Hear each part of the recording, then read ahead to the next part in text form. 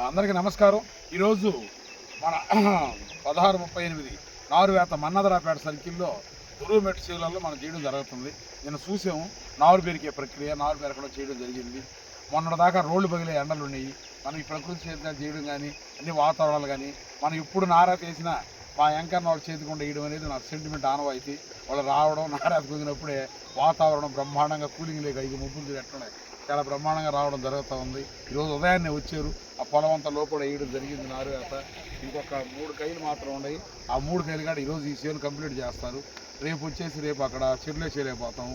ఇక్కడ వెరైటీ ఏంటంటే నారు పెరికే వాళ్ళకి బ్యాచ్ ఒకటి ఉంది, ఆ కామేశ్వరం వాళ్ళ బ్యాచ్ వాళ్ళు పెరుక్కుంటూ వెళ్ళిపోతారు. తెల్లవారి మరుసటి రోజు ఎంకన్నా మనుషులందరూ తీసుకొచ్చి ఊయినంగా చేయడం జరగద్దు. ఇంతకుముందు నేను గత 30 సంవత్సరాల నుంచి ఎంతోమంది నా మేసీలు నారుగడ్డతో చూడడం జరిగింది. కానీ జస్ట్ ఈ మధ్యన ఒక 2-3 ఏళ్ళ నుంచి అంటే ఒక 4వ పంట మా ఎంకన్న చేతికొండ చేయడం జరిగింది. నాకు సెంటిమెంట్గా మారిపోయింది. ఇప్పుడు నారదేశం ఆయన చేతికొండ వేయాలని మేము కోరుకుంటాం. ఆ మనుషులు కాడ ప్రతి ఒక్కరు చాలా ఇష్టంగా చేస్తారు. అందరికీ పొలాలు ఉన్నాయి, వాళ్ళు కాడ రైతు ఇలువ తెలిసిన వాళ్ళు. అందువల్ల హ్యాపీగా నారేత జరుగుతూ ఉంది. ఈ నారేత కాడ ఏరు తెగకుండా వచ్చింది, నీట్గా వచ్చింది, అన్నీ బాగా వచ్చినాయి. అంతా బాగుండాలని కోరుకుంటున్నాము.